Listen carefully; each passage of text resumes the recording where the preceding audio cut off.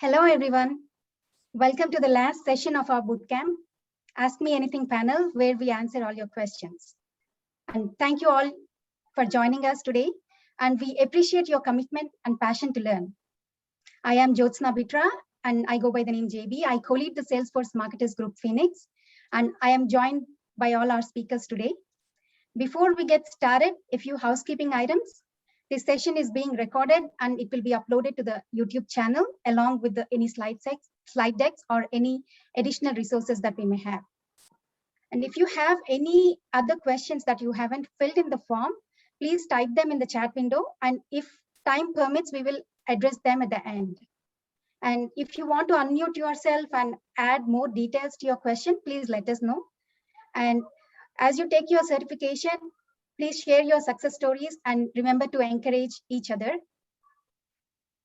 Before we get into the session, I wanted to talk about few people who are the backbone, not just for this bootcamp, but also to the Marketing Cloud community. They're always there to help, passionate to fix problems of others and help others succeed in their journey. They are our gurus, heroes, and sheroes. I would like to take this opportunity and give a shout out to all our speakers who spent numerous hours to give you the best content and help you in your journey. This bootcamp wouldn't be possible without all their help and support. I thank each and everyone for their help and also Gilda for the invisible strength that she has provided. Marketing Cloud certification for sure is tough, and designing this bootcamp also is not easy. We have started planning for this bootcamp many months ago and had multiple meetings to make sure that we are covering all the contents in depth and at the same time help you hone your skills and improve your Marketing Cloud expertise. This bootcamp is presented to you by all of us with love. We love the community. We help you and make a difference. And there's a lot of great content covered in this bootcamp, and I hope you will definitely benefit from this bootcamp. And many of you might have attended the Marketing Cloud Administrator Bootcamp, and it might have helped you in your certification. We see many posts shared every day, sharing the great news that you have cleared the certification and the bootcamp helped. It makes us happy to hear your success stories, your achievement. And though you may not know, we're all celebrating your success along with you. We feel happy that all our efforts have paid off. So when you clear the consultant certification, be sure to let us know and we will be happy and we will be celebrating along with you. We have a few requests from you. Time and again, we see people trying to sell the dumps. We strictly discourage people taking resort to the dumps and trying to find easy ways to clear the certification. So I would request each one of you to avoid any dumps and also motivate other people to spread the awareness. Maybe tweet out using the hashtags and also provide a reason why we should not be using the dumps. I would truly appreciate that. And as you are preparing, as you are improving your Marketing Cloud expertise, please help others in their journey. And one way to help is to answer the questions on the Slack channel that is already in there. And there are many ways you can help on the Stack Exchange or on the Marketing Cloud Chatter group. And as you achieve your certification or achieve your, please share and motivate others. And as for the swag, we have 6 Salesforce certification vouchers, and we will be doing a duck race in between. So we may take a quick break in between the questions to do the duck race. So we have good chances. There are only 11 submissions that I have received so far. So there are good chances that you can win a certification voucher. With that, I will open the floor for the questions. Corina, you please take it over. All righty, sorry, let me get I was getting my screen situated here real quick. So that I can see the questions. While you're doing that, yeah. While you're doing that, Karina. I have a burning question. Adam, what happened to your hair? I shaved it off this morning, bright and early, on the way to the post office to deliver an AmpScript guide to somebody in lovely Colorado. Well done for slipping that shameless plug in there. But is it? Are you mailing me something? No. Okay, I'm like, wait, what? No, I just do it. I just do it every once in a while, I guess, out of, I don't know. I just, why not? You should have let me know. I would have sponsored you had I known you were going to shave your hair. Next time. Alrighty, now I'm ready. Sorry, I was trying to get the questions up here. So we are going to start with Automation Studio questions because I sorted these in alpha order by their topics. So the first one says, suppose I do not have a single automation in my account. Can you suggest some scenarios or automations that would be best practice or what you would consider mandatory? I mean, really, it's honestly up to context, but in general, I would say import for data feeds you'd want to have where if you're bringing data in from an outside system, whether it's through an import activity or something along those lines, you should probably have something set up to ingest that. So that would be automation where the file drops onto your FTP. And then you use either a scheduled automation to do it at a specific time or a file drop automation to trigger when that file drops, and then import activity to ingest that into Marketing Cloud. I think that's probably one of the solid, most used automations. Outside of that, if you have any recurring email sends that are weekly bulk that don't fit inside of Journey Builder, or you feel more comfortable outside of that, those are another occurrence I see. One other thing that maybe is not necessarily an automation, but I've seen a lot of people when they do bulk automations, again, this is outside of Journey Builder, or bulk email sends, I'm sorry. This is outside of Journey Builder usage. Rather than schedule it through the UI email send wizard, if you create a send activity inside of Automation Studio and schedule the automation to send, it gets rid of a lot of those issues you might run into where Marketing Cloud will kind of do a snapshot of the email so that if you make any changes to it, then you have to cancel the send and reschedule it. By doing it through the schedule in the automation, the email itself is not snapshot until the automation runs. So it's a little handy trick that a lot of people use to get around that that issue inside of Email Send Wizard.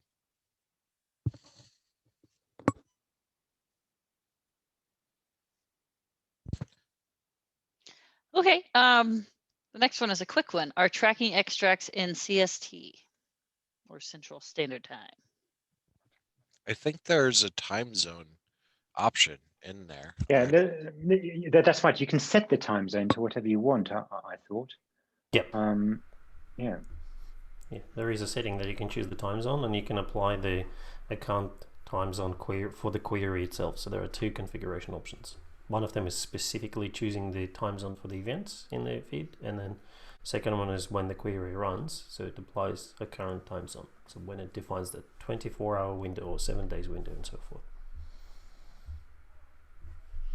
All right. And then the last Automation Studio one is for a tracking extract. Is there documentation for the structure/columns of the filters under each checkbox option? Yes, it's as close to complete as you're really going to get. I can pop the link inside of the chat and pass that across. But yeah, there's a pretty decent documentation on a lot of that inside of there. It's just hidden. You have to go through a few different subsections to get to it. So I'll paste that in shortly. Yeah, it doesn't really give you like primary keys and things like that. So if you're trying to replicate the schema outside of Marketing Cloud, there's a little bit of trial and error involved.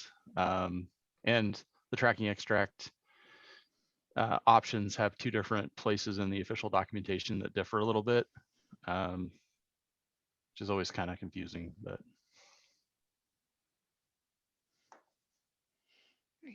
All right, so now we're actually going to hop back to account configuration, but apparently I had too many spaces between account and configuration, so it's sorted after Automation Studio. So when setting up two FTP users in the same business unit, can the email address, which is now required, be the same for both FTP user accounts? I don't see why not. Yeah, I don't think that's an issue. Yeah. No.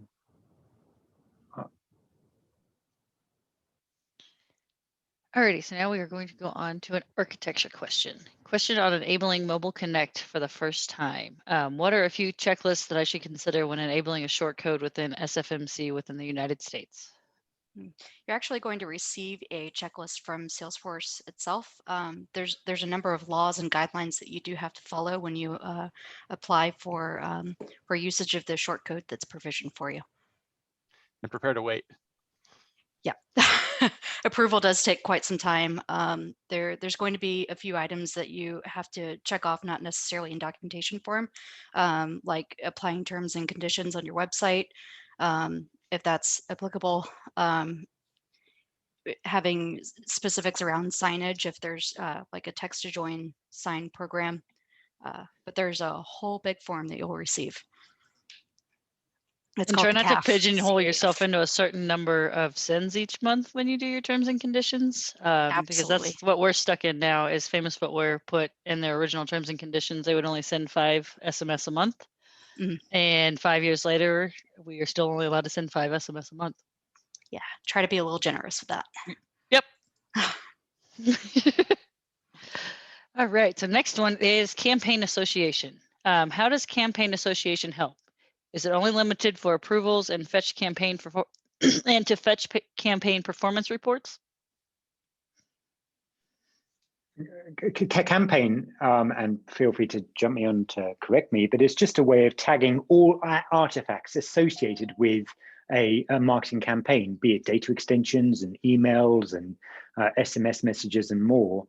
You can, for visualization, when going into campaigns, you can see all the associated artifacts linked to that campaign. So, I mean, I think of it as a way of tagging and nothing more. But if someone else wants to elaborate, And it's conspicuously missing from any data views and things, which makes it a little bit less useful if you want to use it for a super job level tracking metric for aggregation and things like that.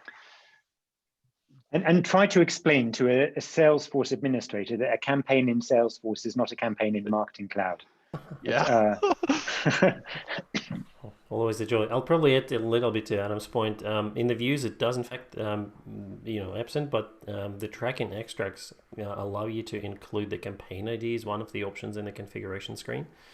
So that could be the way to pull it out. And essentially, reporting, there is a report that provides you sort of a bit of an insight at the campaign level across the emails versus just doing it at the single email standalone. So it could be handy for maybe even cross-journey reporting if you've got multiple journeys using the same campaign behind the scenes, kind of tagging up a bit of a email send information together.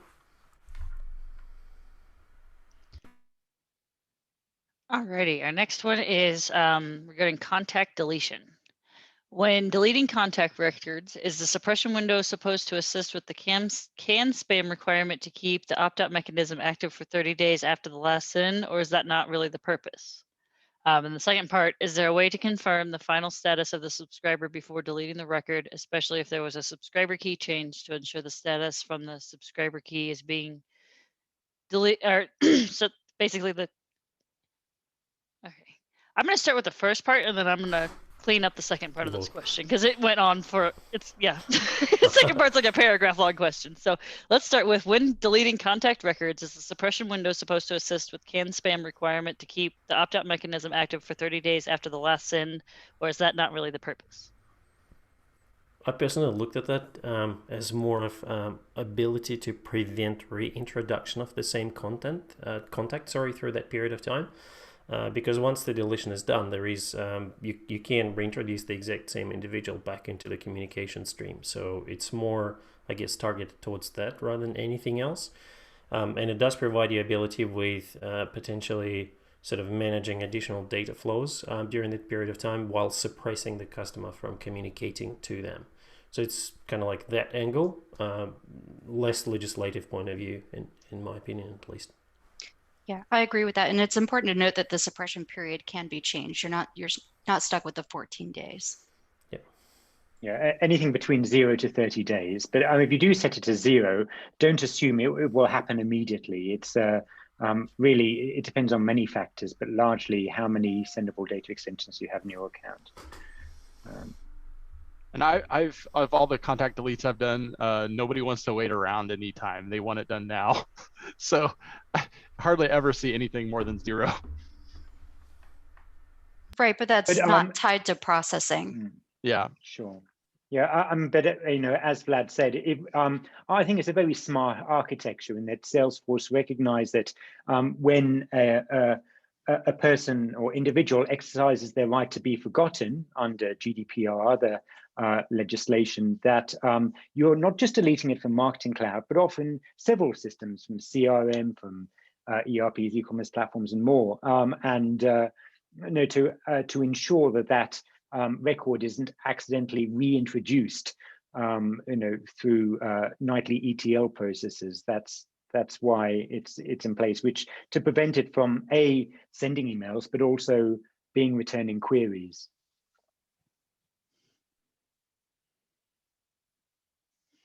Alrighty, so the next part, so this is actually a 3-part question. So the next part, what are best practices when you have one email address that shares multiple subscriber keys and requests contact deletion? You'll have to do a bit of a query because we delete at the contact key or subscriber key. Therefore, for any email address that needs to be suppressed because you're deleting one of the profiles, you'll effectively need to get all the other keys and put them into the deletion process.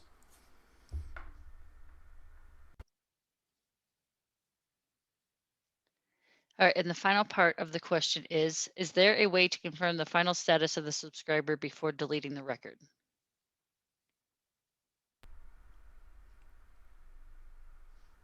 I'm not sure what the final status would be, but I mean, if you're looking at the opt-in, opt-out kind of thing, I guess part of your deletion workflow could be extracting that information from the system data views, from the publication list, from data extensions that might be collecting that, and then archiving it for any purposes. The only, I guess, consideration here is just the PII component of that. So you'll need to sort of kind of understand how it fits into why are you deleting content in the first place.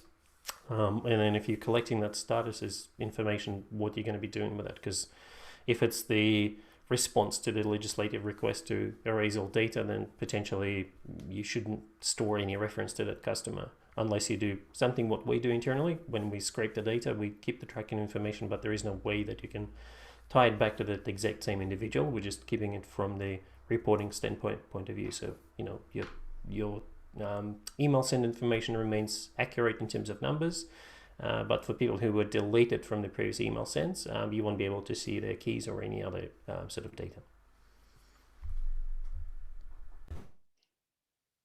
Great. All right. One more contact deletion question. How important is contact deletion for Sfmc best practices?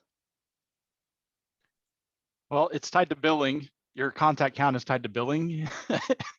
And so a lot of times legislative compliance is not always the reason why people use contact delete. So I feel like it's especially when you run a tight ship with your contact counts and you potentially atrophy on your subscriber keys and don't have much controls over them, things get out of hand, and it's sometimes a good idea to just delete those things out. I've seen a lot of account cleanup type contact delete processes. And, if there's a natural progression in keys for subscribers, become a lead and then they become a full-fledged member, or just an acquisition channel, and then they become a full-fledged member of a loyalty program or something like that. And there's a subscriber key change. Seen scenarios where you want to, you really are creating a new subscriber when you create a new subscriber key. So the old one, if you know how to detect those are good candidates for delete too, because they're just sitting around and you're not going to send to them again once they've been promoted or whatever. Yeah, and just to elaborate on Adam's point, so I typically, all my accounts have two automations. One will go and have a look at any leads that have been converted to a contact, because when they do, you've got two subscriber keys. And these subscriber keys are created in all subscribers just when that synchronized, when the data is synchronized. You don't have to send an email. The moment a new, say, contact record is added to a synchronized data extension, it appears in all subscribers. I don't think that ever used to happen. But and also another query, and in fact union them together, but to have a look at merged or deleted contacts. So obviously you want to purge the removed ones. That there is obviously a scenario you may want to retain a copy or back up that tracking history, so you've got like a persistent audit trail of, you can see that what messages they sent. But yeah, they're the couple of main use cases.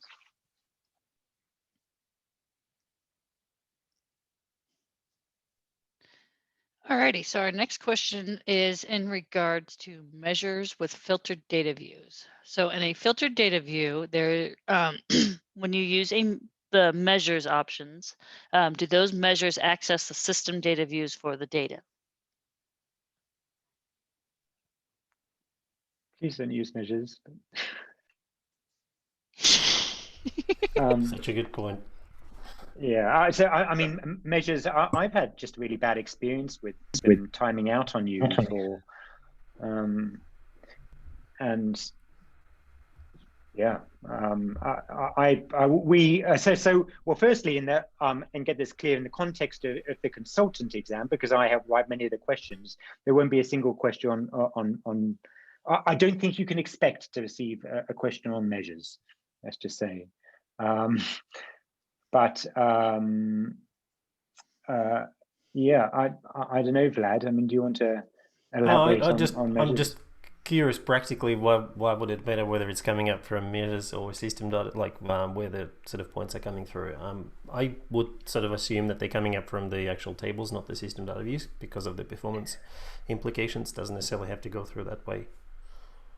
So I have observed a delay for, I think there's a default measure for not sent or something like that, and it doesn't appear immediately. It took some time for it to appear. Obviously, there is no corresponding not sent data view. So if you practically think about all the events data points that we produce and sort of aggregate for the customer, they all take time to appear. So you would get the system data view with, as any other database data view, it's effectively reflecting the tables that it's sourcing the data from almost immediately. So you don't really need to run any or wait for any activity to populate them. Practically, it's more, there is quite a fair bit of processing happening from the point of executing the send, extracting the data from the the underlying services layer, and then pushing it into the tables.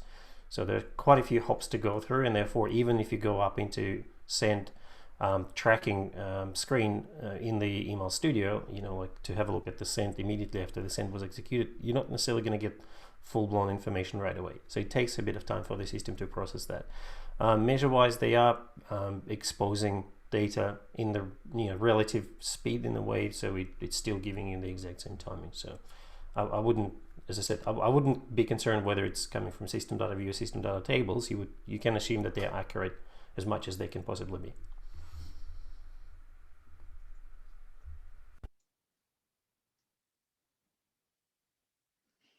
Alrighty, our next one is domain and IP. Just a quick break in between. I'm gonna take over and do the duck race now. We're gonna pick two winners now. So as you see in this screen, I have a list of names added. Just wanted to confirm that I have everybody included in here. I got 13 submissions so far. If you think you have attended all the sessions and you haven't filled out the form or I missed out any names, please let me know. I think we are good with this now. So I'm gonna go ahead and kick it off. I think there's someone who didn't submit. If I missed out anybody, I think I collected all the names from the form filled. So let's get started.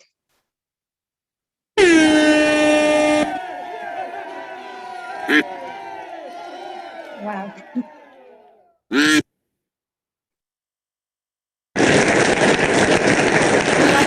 Indraja. And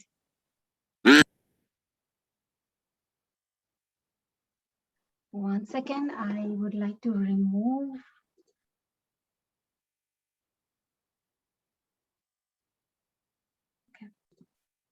Okay, we can do next time. We'll take a quick break in between again, and we will pick 3 winners at the time. I wanted to clear out the winners from this list. I will figure out how we can do that. So next time when we do the duck race again, we're going to pick 3 winners. And now I'm going to switch it over to you, Corina. All righty. Oh, there we are. So our next one is domain and IP configuration question. So they're asking if they buy a new IP address for a transactional delivery profile, how do they go about getting it associated to their domain, and what needs to change within their sending profiles, such are not profiles, but their SPF, DMARC, and DKIM.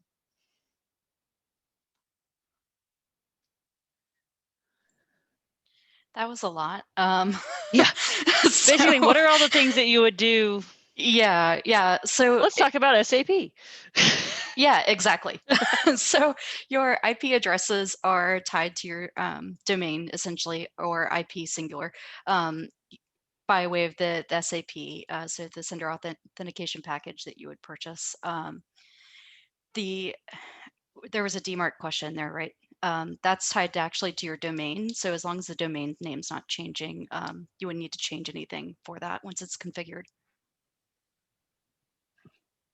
Yeah, no DNS records need changing, be it DMARC SPF or DKIM or now BIMI as well. It's just, they're all kind of, yeah, it's not tied to the IP address. Righty. And our next one is from address management. What are important considerations you should do while setting up the from address? Can a from address be, can a from address use a user domain, not SAP, to send emails? And do we need to warm the IP every time we change the sender profiles? So you can use a verified domain, but you do need to be careful about your sender reputation. It's not really advised if you can avoid it.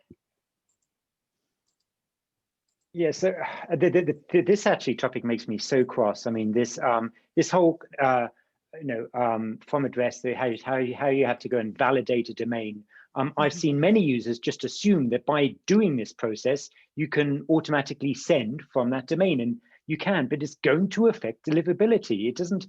They think it somehow magically creates the required stuff in DNS for you.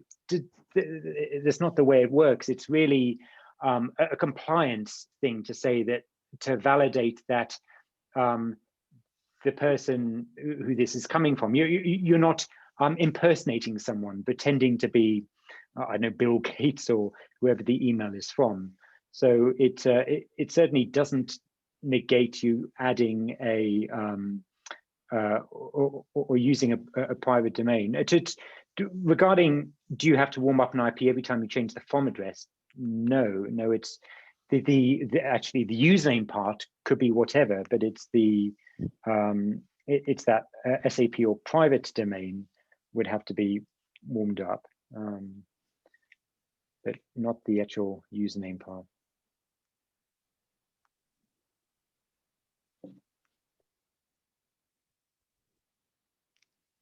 All right, now we're going to move over to a GDPR question. All right, so for GDPR compliance, how do you fulfill a request to provide all information a business has about a person or an email address in Marketing Cloud? What are all the data that they need to get, and how do you get to it? It's up to your legal department. Is the easy answer. And some companies that I've worked with have done some legal maneuvering to not have to provide the granularity there, and others have. And so it's not for the faint of heart, but you can build automations that will find all records of individuals in data extensions in the entire account. But it's very involved. You know, because any sendable data source or non-sendable data source can become activated and become sendable. So the degree of compliance is really up to the risk that that the companies and their legal teams want to assume in reporting. I haven't yet to see some real specifics on it. But I have done some inventories of it, and a lot of it is just finding out what all data extensions are in an account, what all the fields could potentially be mappable as sendable, and then executing queries in various forms on those for specific people to reproduce a report. It's certainly possible, but it's not anything that's out of the box or anything like that. Most of the compliance that I've seen is get them out.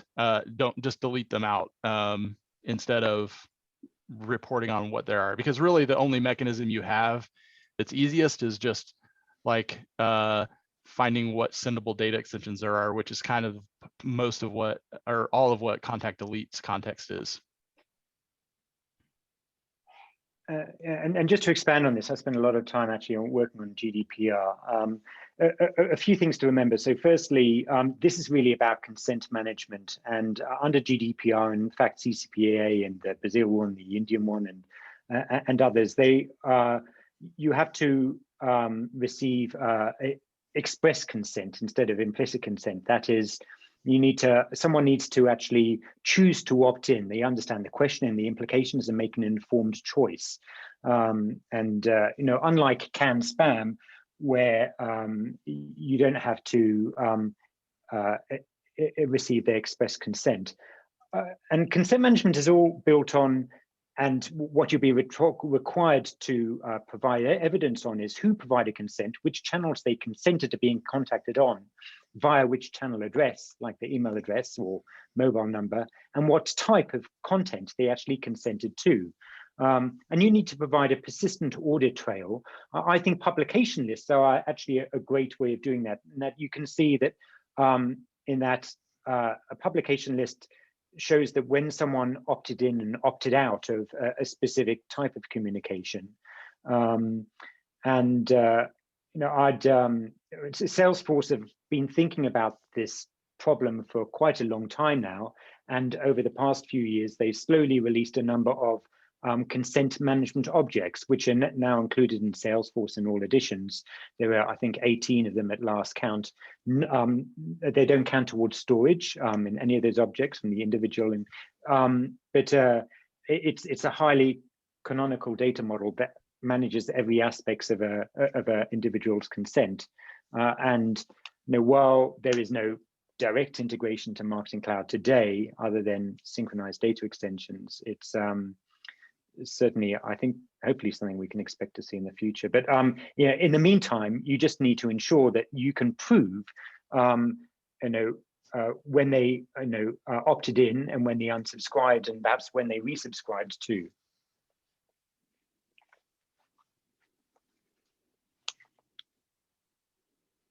That's the first thing. So secondly, and more importantly, also remember you've got do not track.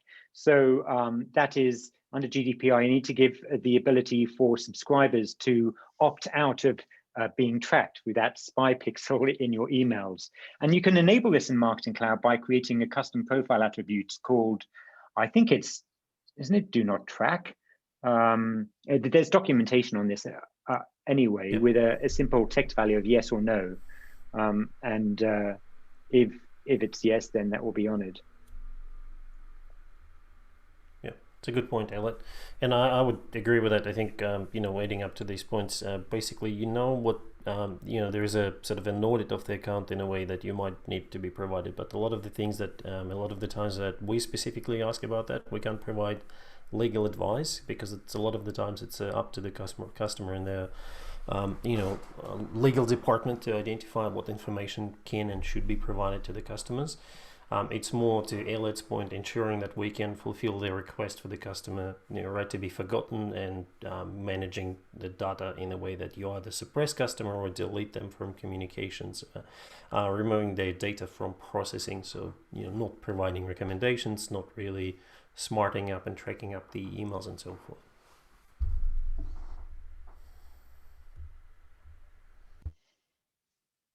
Excellent. All right, we're going to go actually back to the SAP related pieces, because I had another question down below that was tagged as SPF instead. So we'll kind of keep it here where everybody still has it fresh in their mind. So does Sfmc generate IP addresses? Yes. And then in a in a delivery profile, we have the option to select IP address, and it shows default. Does it mean it's parent BU default? And when does the other IP address option appear there? So default just means all the IP addresses associated with that SAP. If you need to kind of break them out so that you can create different profiles for each, you can actually contact support and they can do that for you. And they can actually group them together to be like kind of a round robin to load balance across IP addresses. And working with one customer who has 30 IP addresses, they send 16 million emails a day. If you send more than 2.5 million emails, then you need another IP address. So kind of I believe the kind of rule of thumb is 2.5 million per day per IP address. Yep. Another use case I've seen is people using a different IP address for transactional sends only, in case something kind of goes awry with commercial sends, especially like around the holidays. You can see a lot of inbox placement issues, and you don't want that happening for your transactional sends. So separating those out. Yeah, and also the nature of transactional sends, there are sometimes password reset or password forgotten, where people enter the wrong email address, anyway, so you're right, the advice from Salesforce is to use a separate IP address for transactional send.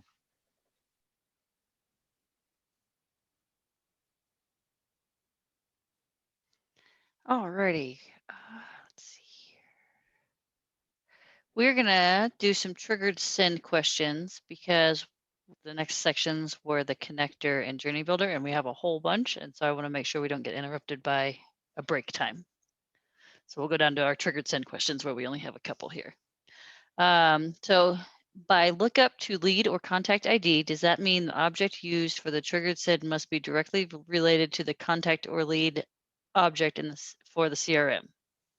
As in, it can't be more than one object away in terms of an indirect relationship.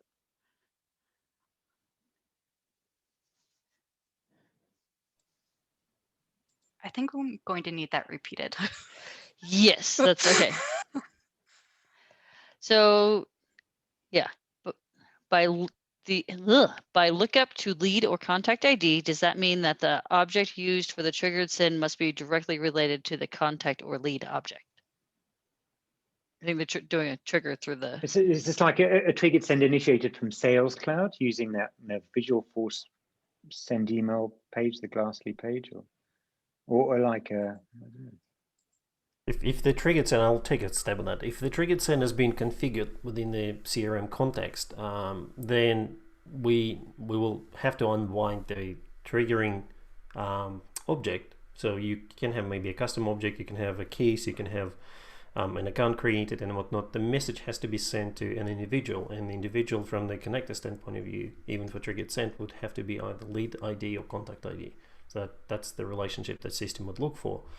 And therefore, when you're configuring the triggered send, you might choose an object completely unrelated in one point of view. Maybe you create a contract, but for that contract, you need to nominate who needs to be communicated with.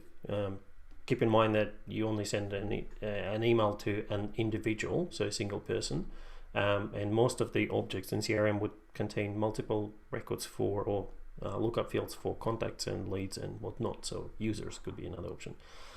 But yeah, you kind of have to nominate one of these objects to be your target. And then if the object itself, the triggering, or you're attempting to configure the trigger, does not have any relationship for that individual, then you won't be able to configure the triggered send for it.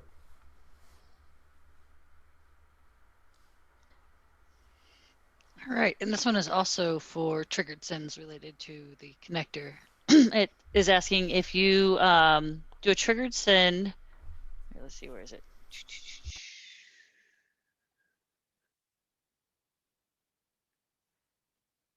They want to know is if you use the CRM API to do a triggered send, if you can still use AMP script to do personalization and use the data in Marketing Cloud in that email for the triggered send.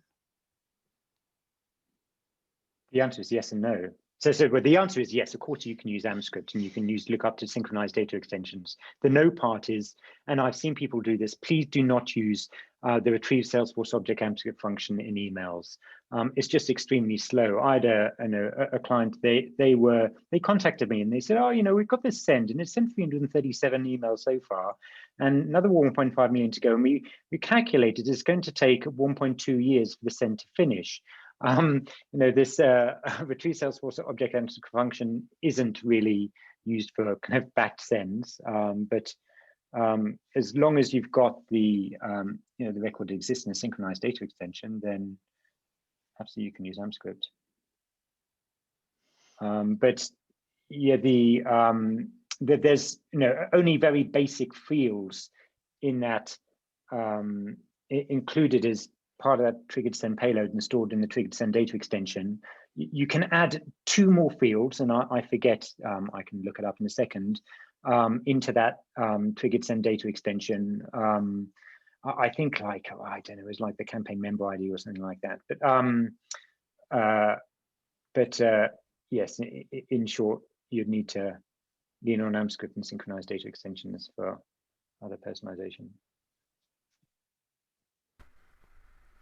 All right, and then the next one is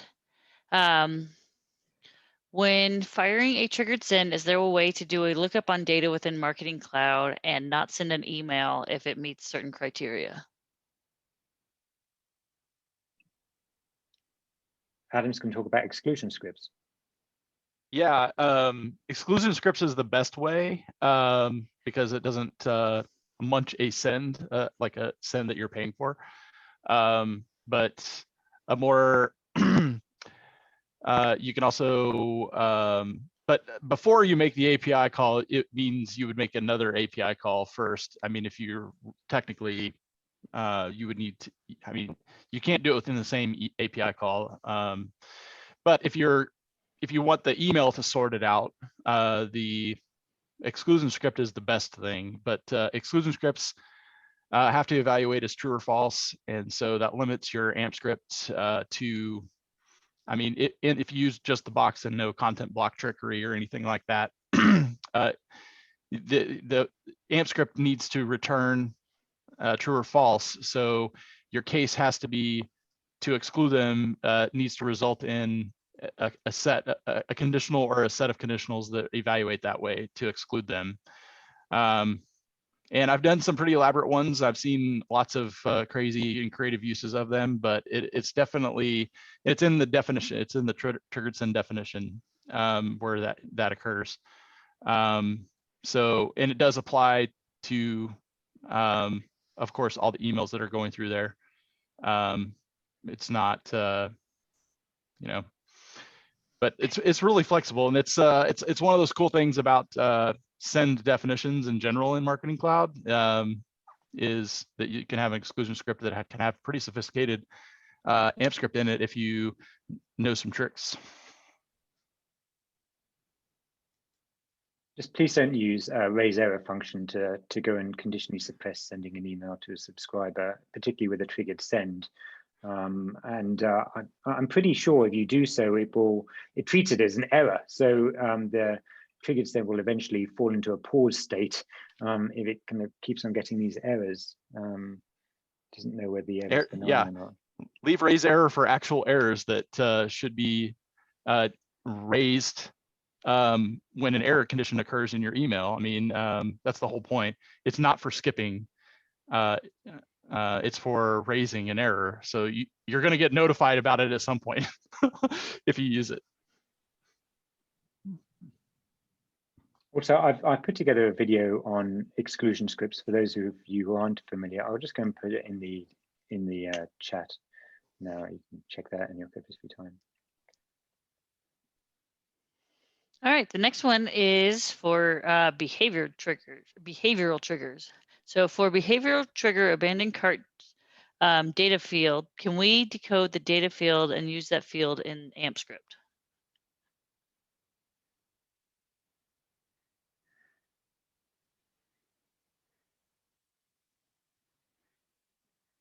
Before Vlad answers that question, I just want to point out the behavioral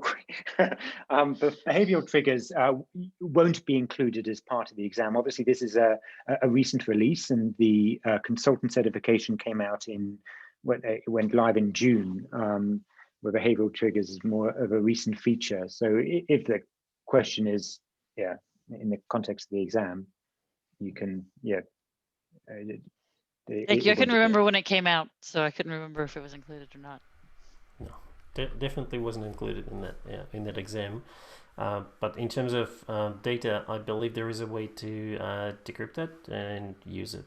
So you'll need to search for an article that kind of walks through that. I'm pretty sure I've seen that even in the public domain on how to do that.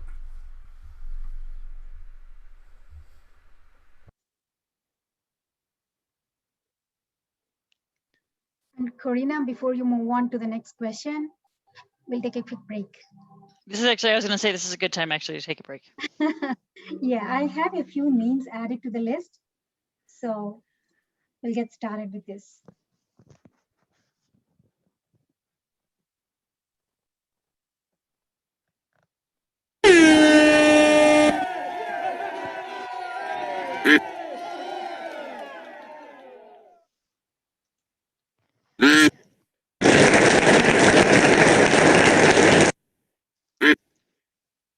Okay.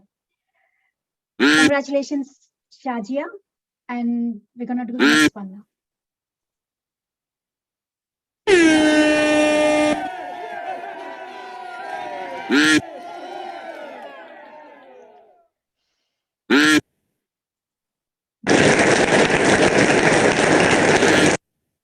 Congratulations, Lakshmi. Okay, the next one.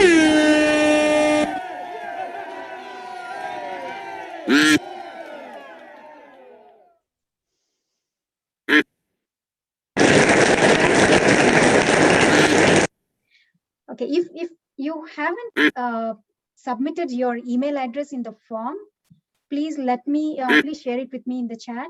So I have your email addresses to send you the codes. And Corina, please take it away.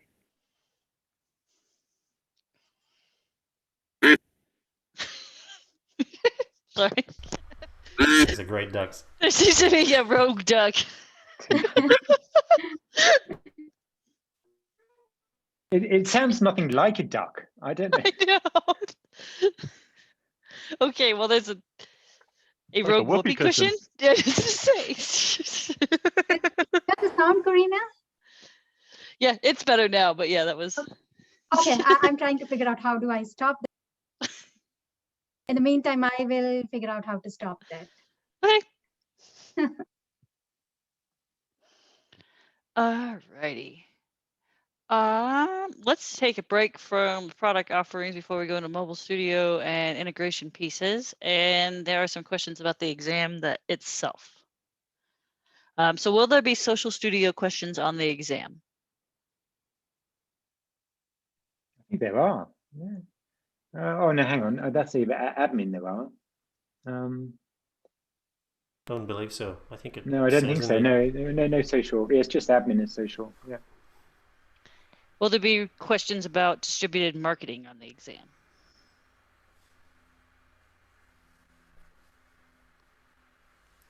I think I was covering the topic. I just couldn't recollect if they were, and that's something I think I mentioned. It could be more from an oversight and maybe comparison between the Marketing Cloud Connect and distributed marketing in terms of differences, but nothing really deep. Yep, and we have a question Oh. about that coming up.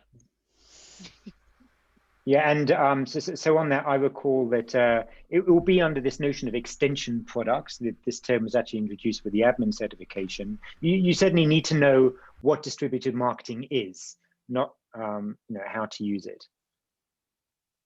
So, and I encourage you. There's some great videos actually on YouTube by Salesforce. Go and check them out. And yeah, that will tell you everything you need to know in 6 minutes. The trail for distributed marketing is really good for that. Like it's got the videos and stuff, and that's as much as you really need to know. Alrighty. Is there a way to know how many questions are in each section or for each topic on the exam? You can guesstimate based on a breakdown of how many percentage, like how big the percentage is for a given topic, but again, it could vary and it's not 100% guarantee breakdown. I was like, for some of the other exams, like the developer exam, we had a pool of like over 300 questions, and I think the exam ended up being like 60-ish questions. So Well, it really depends on the exam and how many questions they end up putting on it, because there's a lot more questions usually.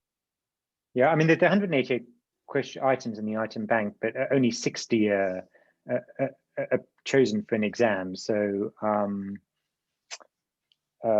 yes, if you retake the exam, then you receive many different questions. Right, is there a sample exam or a practice exam similar to what there is for the email specialist? Fortunately, not. No, not yet at this case. At this time, I mean, from speaking with the certification team, I have been advocating that they have these practice exams for all certifications, just like they do for Salesforce administrator. And I know that's something that they want to work to, but yeah, not at this time.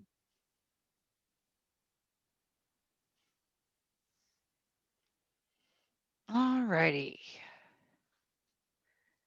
Now we are going to go through all of these Marketing Cloud connector questions and distributed marketing questions, because there are quite a few of them. So to start, what is the biggest difference between the Marketing Cloud Connect and distributed marketing, and why wouldn't an organization use the Marketing Cloud Connect to send connected emails versus distributed marketing? So one of the big differences, I guess the main one, is they're two different packages, and they have, like, distributed marketing has a license cost. So you actually pay for usage of that at the user level. So however many users will need to end up using that, then you'll have a price per user. Distributed marketing does not require a Marketing Cloud Connect to be installed. It's a separate integration through the API layer to trigger communications through the journeys, and kind of messaging is done slightly different comparing to the Marketing Cloud Connect. So two separate applications, two separate packages, and managed differently. What was the second part of the question? Oh, you answered it too quick. I had my mouth full. Sorry. Oh, Trying to sneak in dinner. Why wouldn't an organization use Marketing Cloud Connect to send connected emails versus distributed marketing? I mean, in general, the distributed marketing was designed for distributed organizations. Quite often think about financial institutions, car sort of manufacturers and dealerships where there's a centralized marketing function and a lot of people have to execute emails. They can operate within the context of Salesforce environment. They don't really step outside of that. They don't go into Marketing Cloud. They don't necessarily even need to know what's happening behind the scenes. From their point of view, they nominate the audience, they personalize the message, they click sort of a send, and that's done. Marketing Cloud Connect these days more geared towards data synchronization, as well as journey management, in a way that when you start sending communications, you've got access to the data, you trigger messages based on the events and CRM data, you can propagate updates back, and you've got these traditional sort of bulk emails that you can send to campaign reports and so forth. But additional level is synchronization of tracking back to CRM from Marketing Cloud. That's probably high level summary of that. Great. So the next one is, what are the key differences between Sales/Service Cloud when implementing the connector on Community Cloud?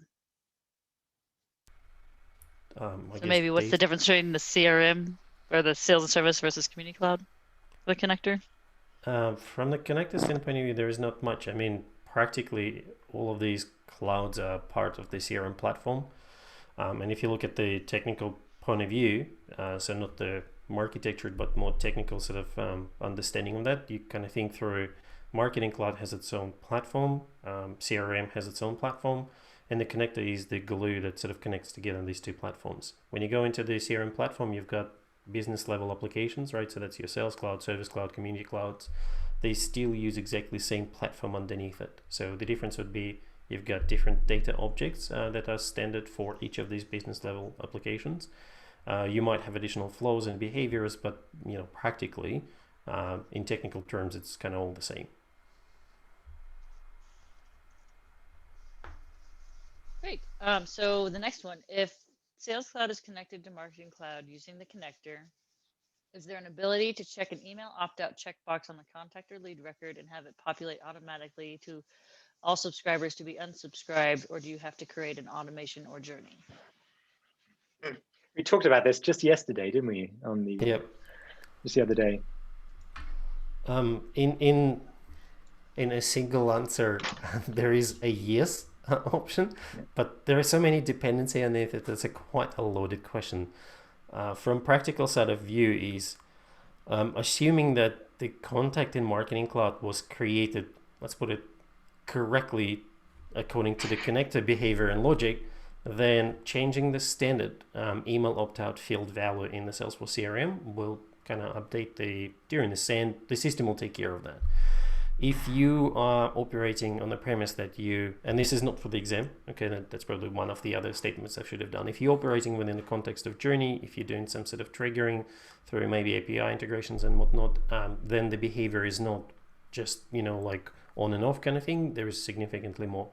The main differentiator for all of these standard versus non-standard behavior would be if you go into the all subscribers and have a look at the contact record or subscriber record. If it says this is a Salesforce subscriber, so the way it was created is a Salesforce subscriber, then the synchronization will work. For any other cases, the answer would be no. And they'll have to kind of custom propagate the change.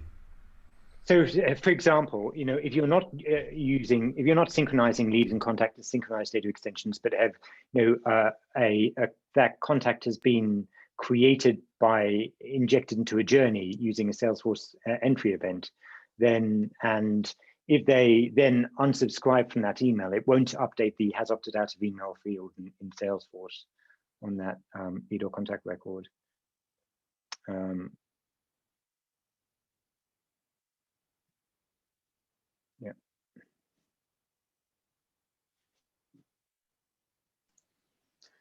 When connecting Marketing Cloud to a Salesforce CRM instance that uses person accounts only, should the subscriber key be the person contact ID from the account object or the contact ID from the contact object, or does it not really matter since they're the same value?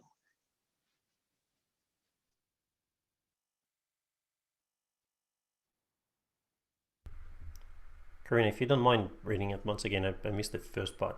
Just kind of trying to catch up within which context it was said. Great. When connecting Marketing Cloud to a Salesforce CRM instance that uses person accounts only, should the subscriber key be the person contact ID from the account object or the contact ID from the contact object, or does it not really matter since they should be the same value?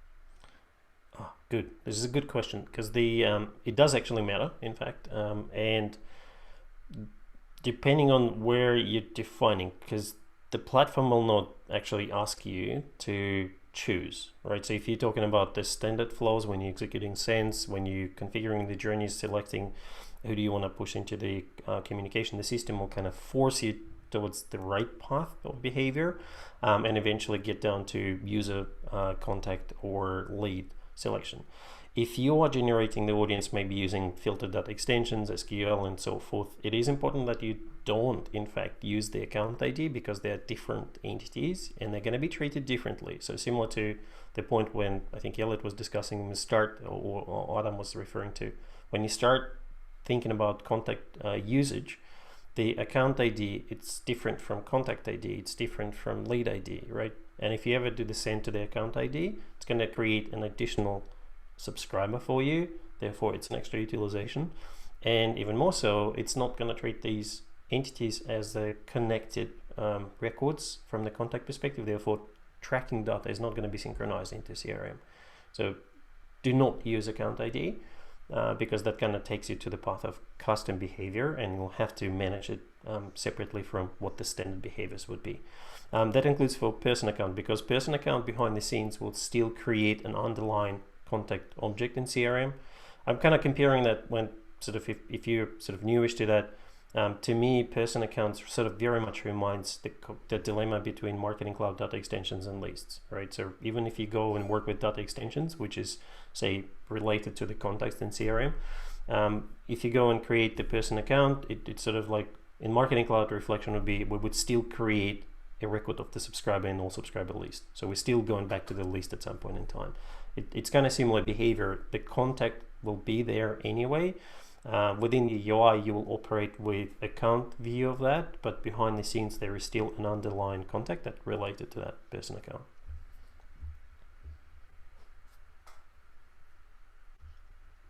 Right. Is there a way to sync CRM reports and campaigns to Marketing Cloud?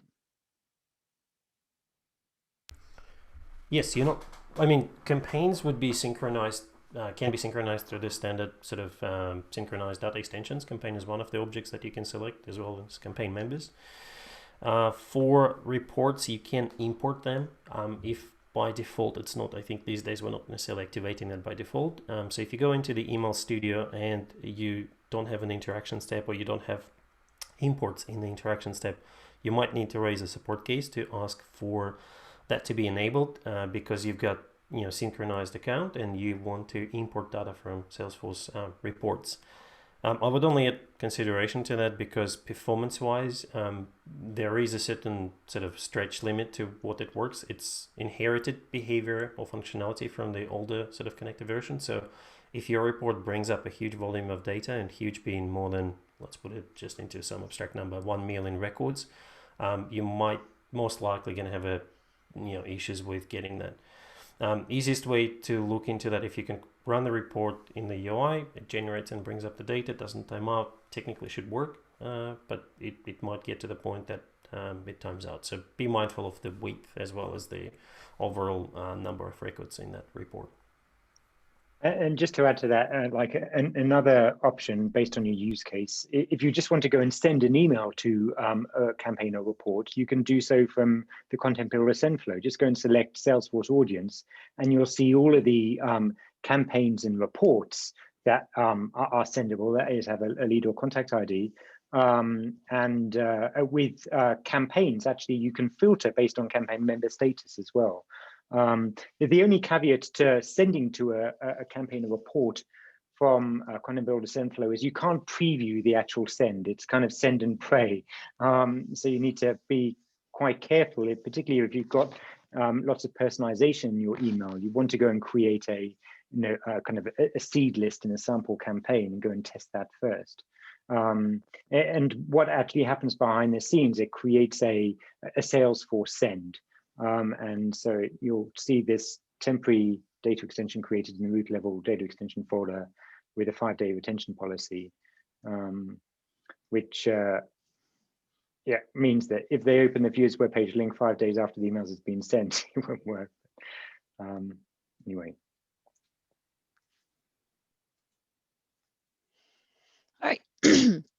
Can third-party activities be related to purchases that a contact might make, for instance, via your bookstore for an athletics event?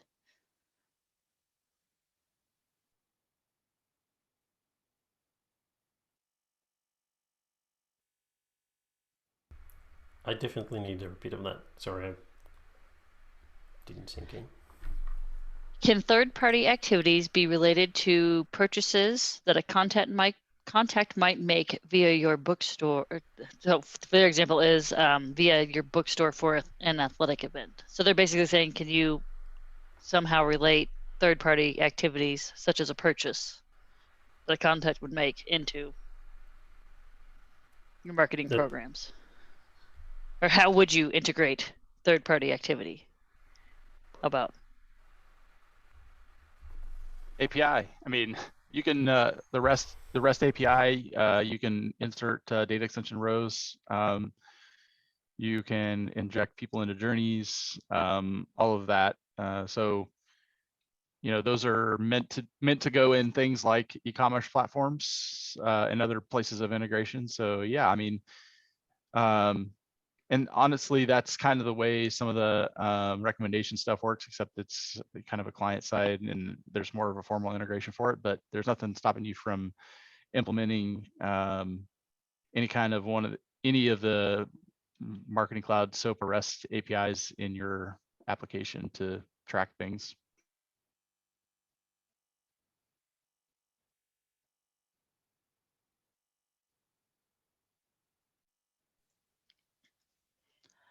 All right, next one. What are the best practices to ensure that individual email results sync back into Sales Cloud?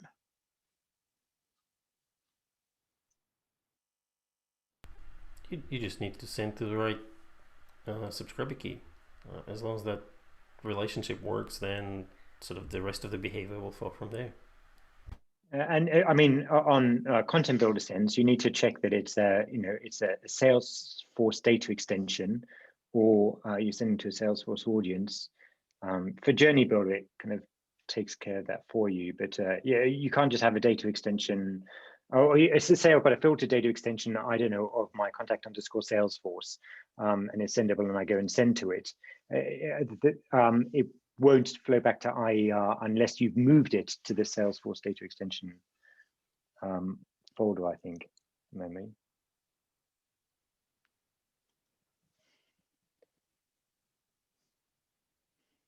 I don't get that whole Salesforce data extension folder, and you can't even go and programmatically put it there using the API. It's only for the UI. It's just never understood that. But one of the inherited features. The next question is on Mobile Studio. What can we do using AMP script in Mobile Studio? Can you give some examples? Where do you start? Oh, yeah, and is it the same AMP that you use in Email Studio? It's the same AMP script, not AMP, but okay, I'll take that. So the answer is you can use most AMP script functions that don't have an email context. Additionally, there are 3 AMP script functions specific for Mobile Connect. You've got start SMS conversation, end SMS, start conversation, end conversation, something else, I can't remember. Some personalization strings that are specific to Mobile Connect. You can actually do some very powerful, sophisticated personalization using in Mobile Connect, including the ability to create SMS conversation. That's the function I was looking for. You can create, you can effectively go and set next keywords based on maybe some data or their response to an email. So yeah, there's can't think of any notable limitations with personalization or scripting.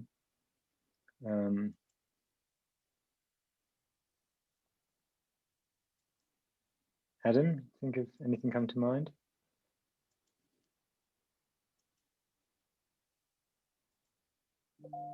I use them to look up things and display conditional content. I mean, and then where everybody gets hung up on Mobile Connect is just what personalization strings work and what templates and what they mean. But yeah, it's a personalization strings. Get your head around that. Of what is a verb versus what's a noun, and you can check out the ASCII guide. It's well documented. If you have any specific use cases that you're trying to solve with Mobile Connect, I'd be happy to help you on that. You can go to mc.chat and just set up a meeting with me down the bottom. We can kind of walk through the use cases as kind of a service hour for the community and do many hours every single month on these type of calls. So it's an open invitation to anyone.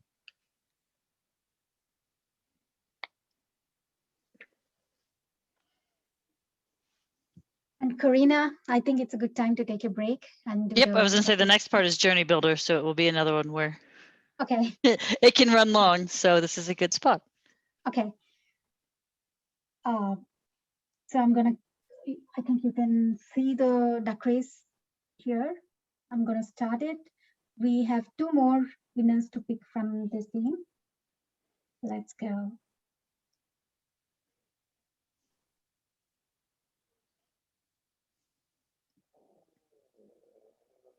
Congratulations, Ivan. And the last winner, let's see who that is going to be.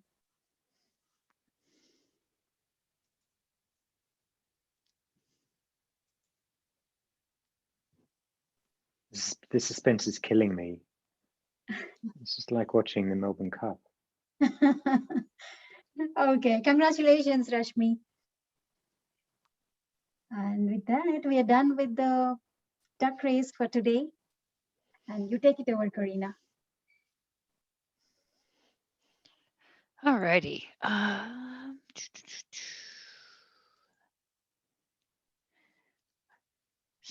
going to go back to a couple of questions that had come in via the chat for some of the pieces that we have already talked about before we go into Journey Builder.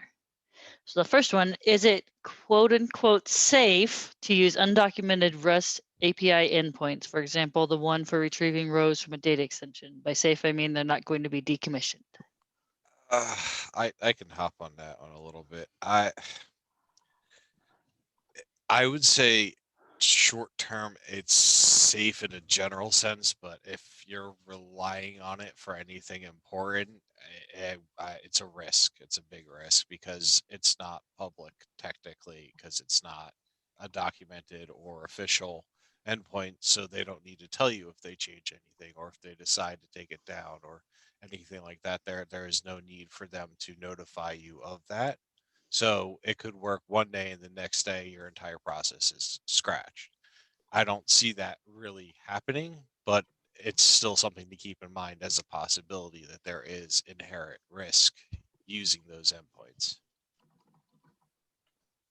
I'd like to add another perspective to that. You never know the performance of any API that is not documented.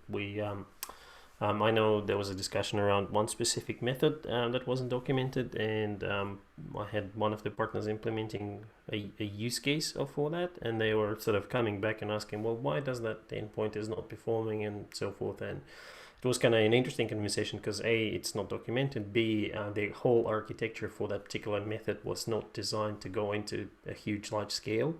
It was more of a bit of a trial to sort of apply it with the real context, because you can understand that we're working with the cloud software, so we might have a close pilot customer to try and see the particular behavior. So the fact that you might have discovered something, it doesn't necessarily guarantee that this is going to stay for long or be practical for use cases. I usually say it's safe to use for development. If you want to sort of build some tools that maybe help you to accelerate doing something in the platform, they're pretty handy. Like there's a bunch of methods that I practically found useful as well. They're not documented, and therefore, as long as you don't put them into production, then it should be okay to do that. But for anything that you're building into going live, as soon as there's that go live notion, then you shouldn't really bet on that and kind of hope that it's not going to disappear. Because contractually, yes, Greg said, we're not obliged to maintain any of these or give any notice that we're going to dispose of them at any point in time. The less politically correct answer is I kind of view them as the developer community speaking. It's like, we need these kind of things, Salesforce. How about if you recognize that they're getting used, why don't you put them through their paces so that they can become documented? And honestly, that kind of stuff needs some sunshine, because I find that there's a lot of not understanding how folks want to interact with the platform going on. And so there's a lot of, just in this conversation through the channels, there's a lot of stuff that's not documented or under documented, or tricks that everybody is supposed to know to be able to pass an exam. And on some of that, not so much to the exam, but a lot of just practical use things that are a lot of tribal knowledge, because people can't find ways to work around limitations. And so I'm all for flinging open the doors on some of that kind of stuff just to get the attention of Salesforce. Yeah, I definitely agree. I think there's a lot of, I mean, just the gaping hole of no cloud page API has been horrendous in a lot of different ways, especially with the upcoming, I believe, Classic Web Studio is going away. I think I saw that somewhere. But Yes, it's starting to phase out from June. yeah, so like that's going to be a difficult transition to move from that to cloud pages without an API to programmatically do it. So like that's just things like that are definite points of pain and a developer's mindset there. And don't get me started on server-side JavaScript.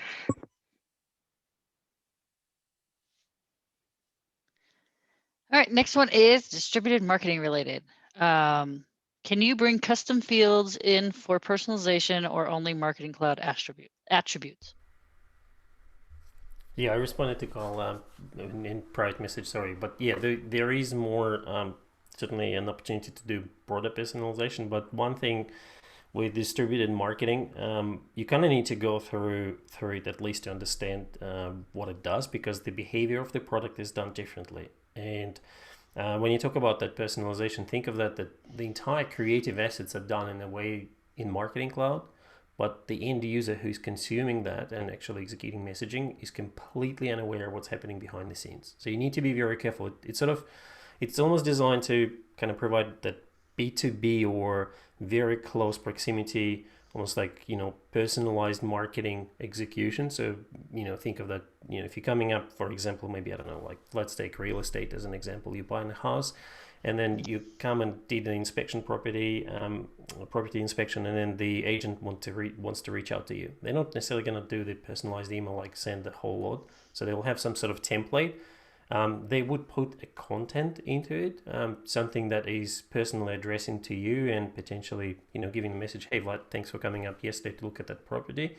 But a lot of that template build up is already done for them. So they almost like using that, fitting up the, at the start, at the end, and they might send me a property guide as a part of that experience. So, thanks for looking into that. Here's a property guide if you're considering to effectively buy that. And therefore, it kind of changes. There is no the same need as you would normally have to go up and look into other data extensions, build up the message and so forth. It's less dynamics per se. It's almost like on the opposite, where you want to pre-build all of these communications up front, because the end users just need to choose the right template, fit their own content into that, and off we go. So it's very different flow, and that changes the whole dynamics of that. But practically, yeah, absolutely, you're still executing within Marketing Cloud context. Therefore, you've got full power as you would normally send an email, and you just build it in the template to do all of that lookups and stuff.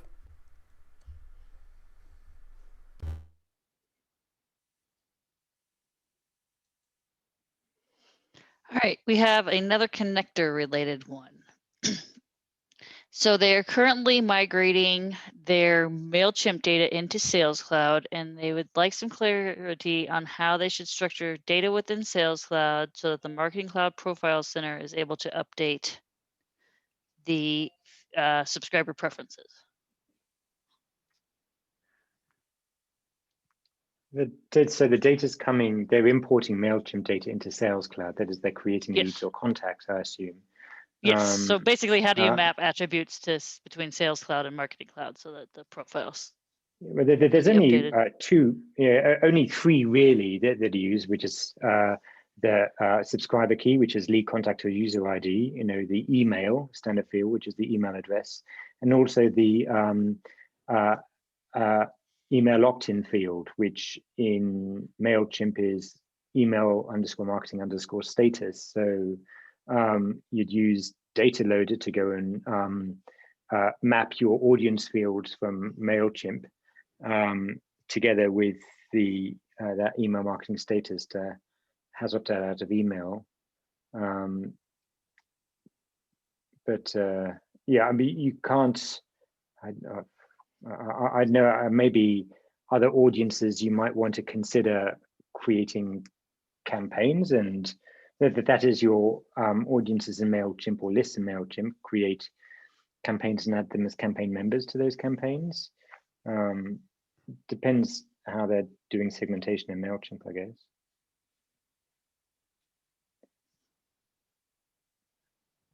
Thanks. All right, what is the high watermark in Journey Builder?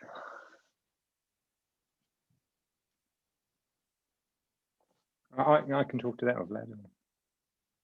Go away. Go ahead, Alan.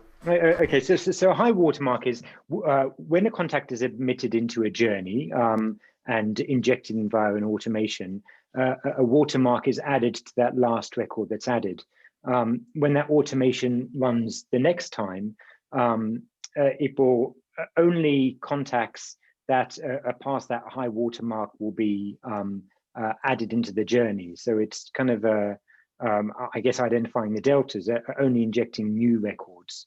And as a result, it's actually, you have to be kind of careful. I see that one customer got caught out in that they were overwriting that event source data extension each time and obviously resetting the high watermark, and everyone was getting readmitted into the journey every single day. But and you'll also observe that when initiating that journey, from an automation, you've got two options. You can either inject everyone who's at the first time it runs, everyone who's already in the data extension to admit them to a journey, or optionally have that high watermark set at that point, so only new records that are added after the automation starts will be injected into the journey.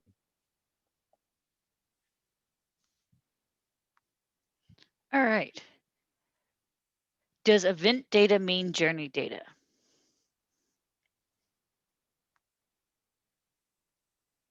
If you like. Yeah, it's effectively the same thing, and the two terms are used interchangeably. And just a remark on this, actually, it's quite interesting behavior. So yes, I mean that the event data is effectively journey data in that these are records in the Sendable data extension. That's an entry source in a journey. No matter what it is, whether it's a Salesforce audience or API based or data extension based, you need to have a Sendable data extension kind of as the core component. And once that contact is injected in, that subscriber data is held in memory as the contact moves through that journey. So even if you inject someone into a journey, and let's say I've got some personalization in there saying first name, and so my email is personalized first name. Let's say I then go and clear out that data extension. It doesn't matter. I've been injected into the journey, and so we'll continue to receive that content and personalized based on that journey data, that in-memory data. And I kind of discovered it can be problematic. I had someone who's refreshing that event source data extension every time, overwriting it and injecting a new audience. So that's fine. They receive all those emails. But if someone clicks on the viewers webpage link, because that OMM forces evaluation of all personalization strings and AMP script, it kind of broke, I guess. Something to bear in mind.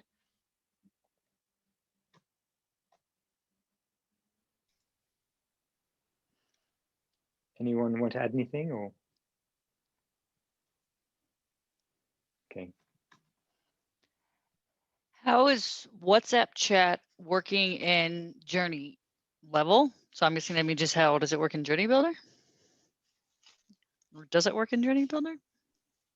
It's Who all, wants to I'd talk about expect WeChat? Yeah, WeChat. I would expect this to be in Group Connect. I was kind of surprised to see it out there in Journey Builder. I haven't had a play with it yet.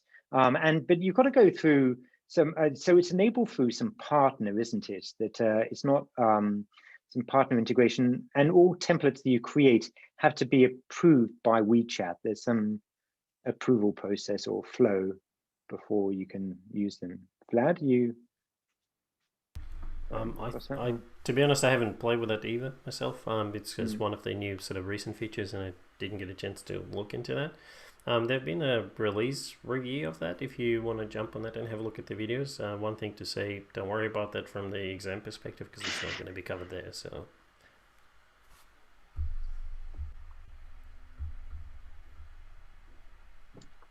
Next Journey Builder question.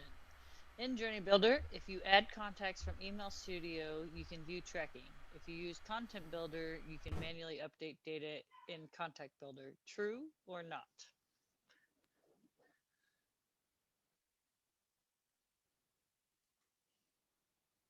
And I can split that into 2 questions and repeat it if needed. That would be good. Okay, so for the first one, in Journey Builder, if you add contacts from Email Studio, you can view tracking.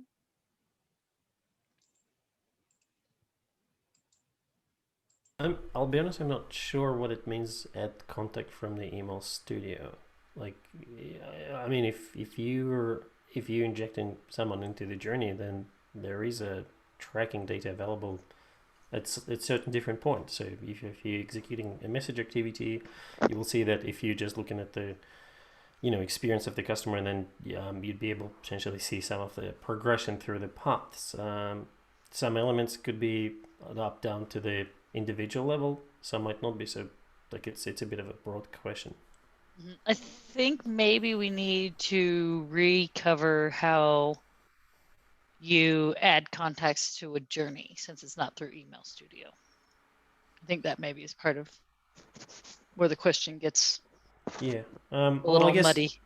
Yeah, well, yeah, if you've got, like, depending on the entry source, right, because your journey kind of story starts at the entry. So whatever your choice is, whether you're using data extension as your entry source, your API event, you could be using, submission of the cloud page that's using Smart Capture form to kind of push them into the journey. You can use Salesforce data. So there's a good set of different options for you to initiate that experience for the customer.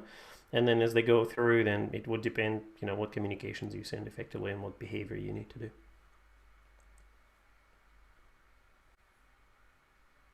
Corina, I think we are at time.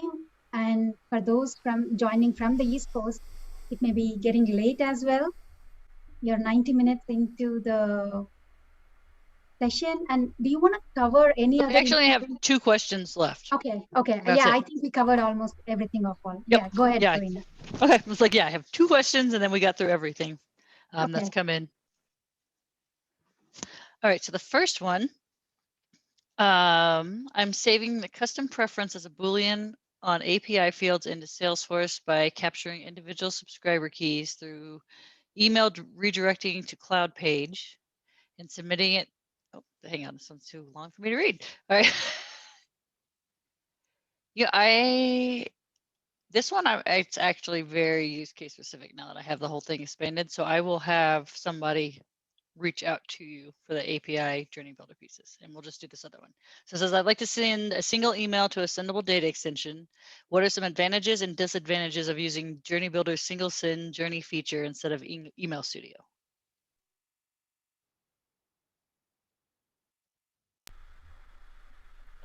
Interesting question. I guess I don't think you're going to be expected to sort of differentiate and compare these two on the exam. I can see someone has a hand. I'm just curious, is it to answer the question or to add to that?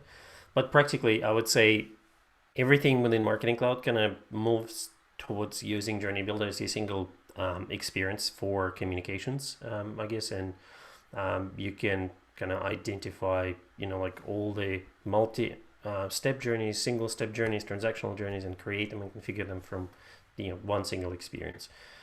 So practically, like send flow wise, I guess, if you're looking at the email studio send, you've got a bit of a options, I guess, to play preview and whatnot, like more of what exactly do you need to do. Treated to a degree in a way that in Marketing Cloud there are still plenty of things that you can do, like get same outcome but you can execute it differently, or do certain things in more than one place, like create data extension in Contact Builder and Email Studio. At some point in time one might go away, but practically choose what works for you today specifically. One advantage I can think of is the integration with Google 360 that only occurs with Journey Builder sends. I'm going to add a small wet blanket. One disadvantage is the throughput. If you have a large volume coming through, Journey Builder is not intended to be used for that large volume, so it'll actually go out quicker through Email Studio and Automation Studio. But if you don't have a large volume, that becomes less of a significant factor. Yeah, and that can be significant. I think you're limited to 2 or 3 million an hour going into a journey. You've got a customer, I mentioned before, sending out 60 million emails. There's this pilot, I think a high volume journey pilot project underway for the kind of select customers, but I know that's something they're working on addressing.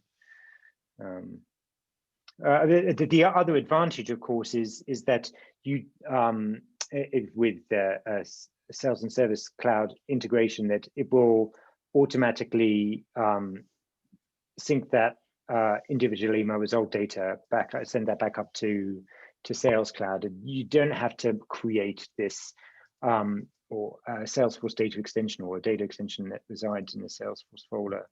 Kind of takes care of it for you. And another bonus that isn't available in Content Builder, and this is very important, this is probably the most significant thing, is that if I send an email to from the Content Builder send flow, and that subscriber already exists, but the email has changed in my Sendable data extension, it contains a new email address, the email will be sent to the old email address, whatever is in all subscribers. It's not updated at send time.